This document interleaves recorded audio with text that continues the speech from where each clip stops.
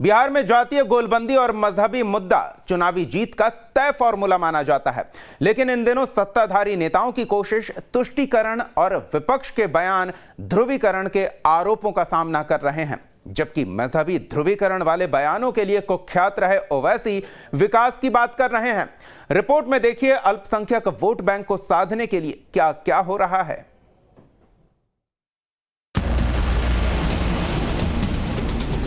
नीतीश कुमार ने, तेजस्वी यादव ने दौलत के बलबूते पर हमारे 4 एमएलएस को उन्होंने खरीदा है। चाहे वो जनता दल यूनाइटेड हो या आरजेडी हो, इनकी पूरी राजनीति जो है तुष्टीकरण की राजनीति। मुसलमान कर रहे हैं, लंदन से मुसलमान आए हैं। मुसलमानों को जो आक्रांता बताते रहे, जो उनके मुहिब्बे वतन होने पर शक करते रहे, उनको जवाब मिल गया है। लोकसभा के चुनाव की तैयारी है। सीमांचल से इंसाफ की लड़ाई तो हम लड़ते रहेंगे।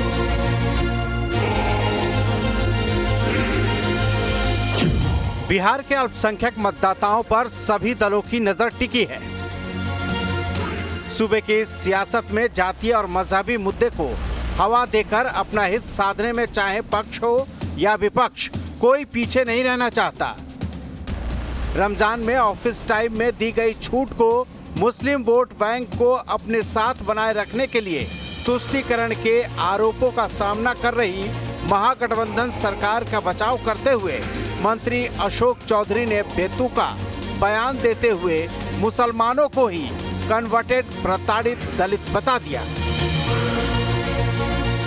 और कोई मुसलमान हमारे मुसलमान कर रहे हैं, लंदन से मुसलमान आए हैं, अमेरिका से मुसलमान आए हैं। ये सब मुसलमान को ब्राह्मणवादी व्यवस्था में आपने छुआछूत में फंसा दिया, तो सब लोग मुसलमान बन गए। क्योंकि मुसलमान में छुआछूत नहीं था, उन लोग बौद्धिस्ट बन गए। ये सब तो दलित लोग हैं। ज़्यादा 90% तो मुसलमान इस देश में कन्वर्टेड हैं। कोई अफगान से आए हैं ये लोग मुसलमान।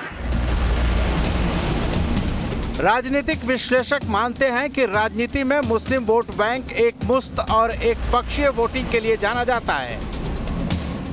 ऐसे में अशोक चौधरी के बयान से मुस्लिम समुदाय में क्या संदेश जाता है, ये तो समय बताएगा।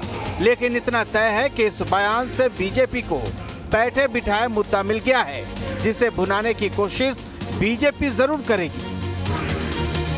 अब जहां बीजेपी इस बयान को बकवास बता रही है, तो वहीं आरजेडी अशोक चौधरी के बचाव में जुटी है।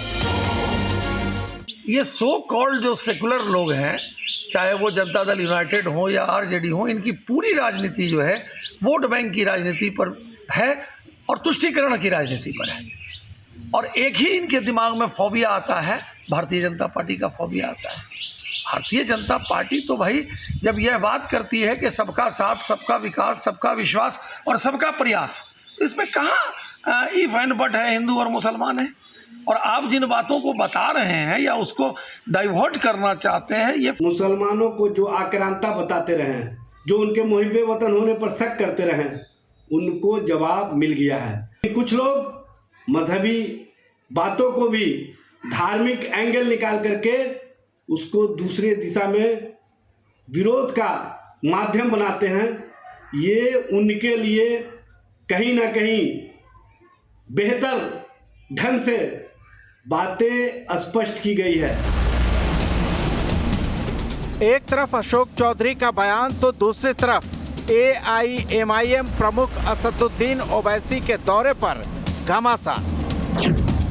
एआईएमआईएम सुप्रीमो सीमांचल के 2 दिवसीय दौरे पर हैं और सीमांचल के साथ मुसलमानों के विकास को मुद्दा बनाकर अपनी छीन चुकी जमीन तलाशने में जुटे हैं।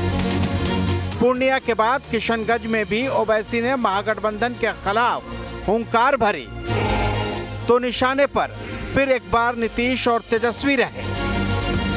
हमारी पार्टी के संगठन को मजबूत करना है और जिस तरीके से नीतीश कुमार ने, तेजस्वी यादव ने पूरी हदों को पार करके अपनी सत्ता के बलबूते पर, दौलत के बलबूते पर हमारे 4 एमएलएस को उन्होंने खरीदा है, तो वो भी हम देखने आए। और जनता में बड़ा आक्रोश है कि उन्होंने इस तरह की गंदी हरकत की। और हम अब लोकसभा के चुनाव की तैयारी है। और वैसे सीमांचल का मुद्दा तो हमारे लिए बहुत करीब है और हमारी पार्टी की शुरुआत ही सीमांचल से हुई। और सीमांचल से इंसाफ की लड़ाई तो हम लड़ते रहेंगे।